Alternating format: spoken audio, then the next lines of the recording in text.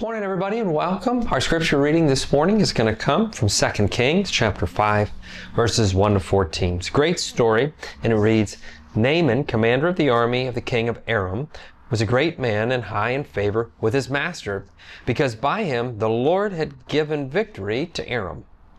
The man, though a mighty warrior, suffered from a skin disease. Now the Arameans,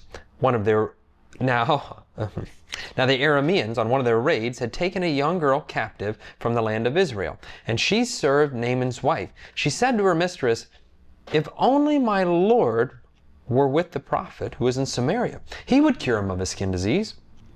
So Naaman went in and told his Lord just what the girl from the land of Israel had said.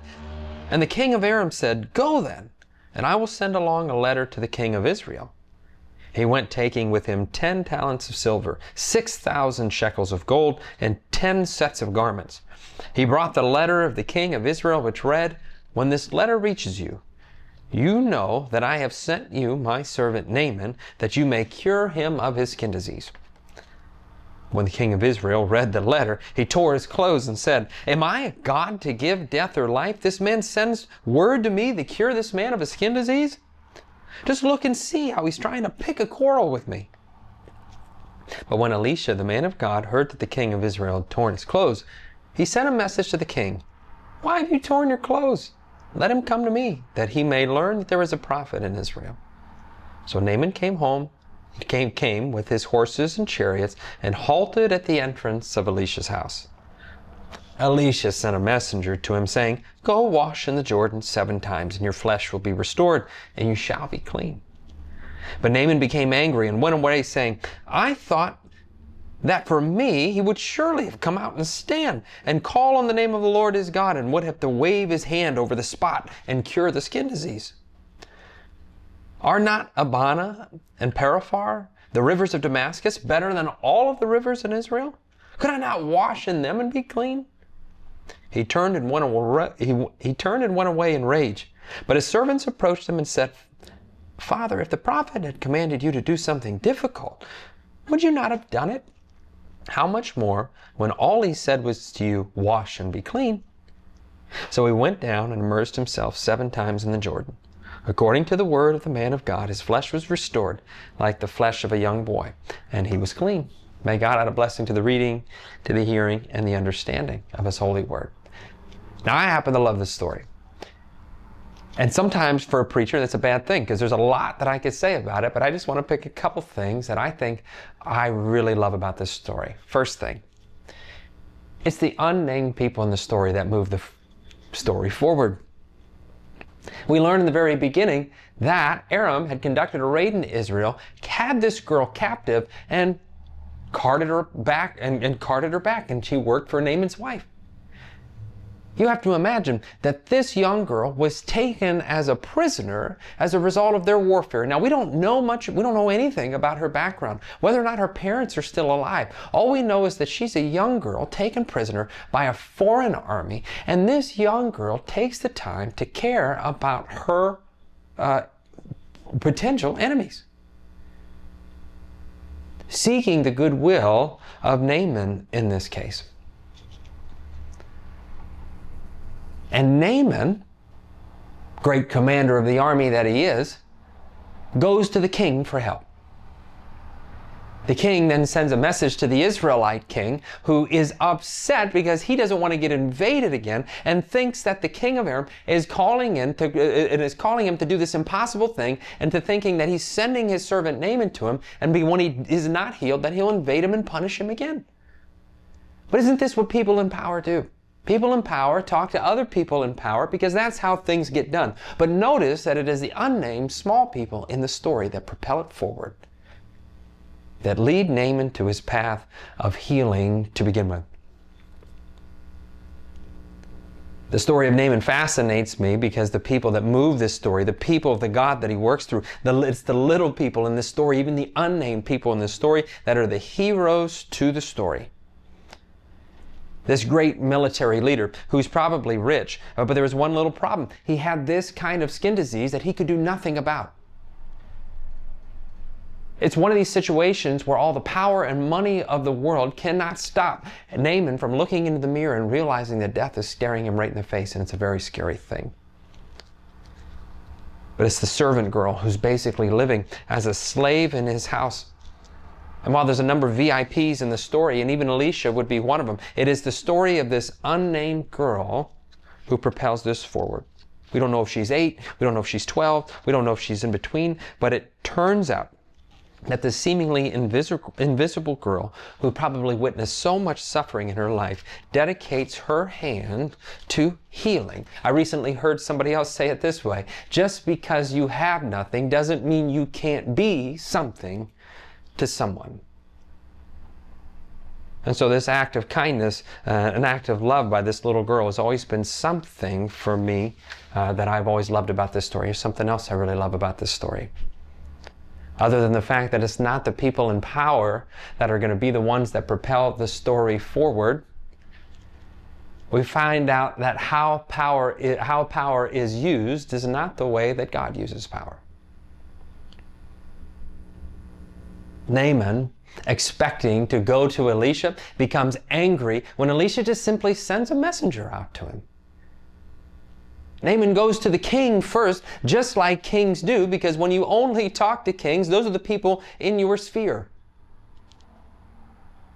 And he doesn't even think that he could find his healing within the Jordan River, as he says, "Are not the waters in my own land much cleaner than this little despot town right here that you sent me to? I could have stayed at home for you to tell me," and for Elisha to do what is equivalent to, take an aspirin and call me in the morning. He gets mad that he's not shown the respect by what he thinks, that Elisha should have come out and made this big to-do about healing him. But Elisha just says, go down to the River Jordan and wash 7 times and come out and you'll be healed. What's even better about this, or the other part I think I find interesting about this story, if you were to continue the reading, the story continues in that the guy tries to pay Elisha for his healing, and Elisha doesn't accept any payment. Because that's what rich people do. And that's how the world works. I give you money and you give me exactly what I want. But in this case, shalom, from the point of Elisha, was to be given away freely. And there was no co-pays for his healing. No co-pays. I didn't need the $5, $10, $15, $20, whatever it was for your health care today. He says, go in peace. I have granted you healing. I've granted you shalom. Just go in shalom. He doesn't accept the payment, to which Naaman is going to faithfully say, then now I know that there is only one God, and that God is the God of Israel. What's interesting about the way the story continues is he says, I know that there's only one God, and that God resides in Israel, but if you could just grant me one thing, I need to go back, even though I know that I was just healed by you, I need to go back and lean on my king's arm. I'm going to go into the tower, I'm going to go into the temple of Rimmon because I must be with my king. But I hope you'll forgive me. Even though I was just healed by a God, by your loving God, and you've granted me this gift and the shalom, I do need to go back and bend the knee. I love this because Naaman, don't we all do it? After being healed by the one true God, simply goes back to the same idolatries that he was just in. Elisha is going to respond to him and tell him just to go in peace.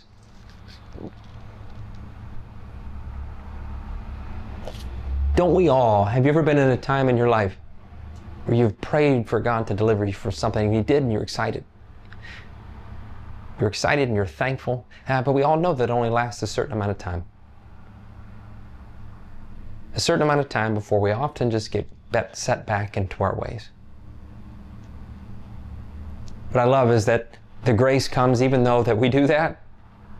It didn't stop Naaman from being healed to begin with. Naaman thinks that the kind of power that the gods would issue would come from the top down. But what he finds out is that God's love comes from the bottom up. Put better by Stanley Hauerwas, God's power, the gospel, cannot come from the most powerful to the least, lest we believe its power comes from men.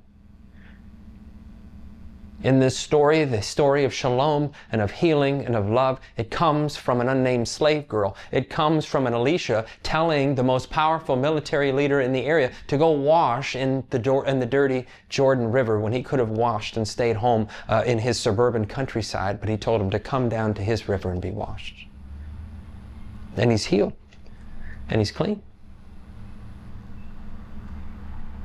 Oftentimes we go through all of our lives with this a sense of self-righteousness or self-importance that we cannot humble ourselves low enough to find God's presence in the places that we're not even looking. It's often those times when I'm doing well, when I feel like I have influence, when I feel like others love me in this particular kind of way, that I no longer need God, or I no longer need to look for Him. It's also, I like this story because it also is a direct reflection of the way that we know that the world just works sometimes. Where the rich and powerful folks in our country and the world seemingly are able to make deals and get things done for their friends or their spheres of influence, and those folks at the bottom are always seemingly left out. But in almost every instance, all throughout the Bible, we find God's presence among the everyday folks. Folks with no names. Folks who have been cast out, folks who have been left out, folks in the names of the unnamed slave girl, and in this case, the prophet Elisha, who offered healing to his enemy and never asked for payment in return. No co-pays. So I suppose my wish with everything going on in the United States and the world today, as our news continues to be just what it is, friends, is that there be some kind of peace wish and a kind of shalom that can be offered in this world amongst you, amongst your family, amongst peoples that perhaps don't disagree with one another, and we simply just don't ask for payment in return. We don't need to go back to the temple to lean on any powerful king's arm, because we lean on the everlasting arms of the one true King, and where we find our wholeness and our healing ourselves. We extend hope in healing in love, receiving no payment back, because we know that the arms that we lean on will outlast any of the arms of any kings or presidents of this day. So in that, friends, I invite you, continue to lean on the everlasting arms that are our Savior, Jesus Christ, and go in peace and have a great week. And we'll see you back here next week.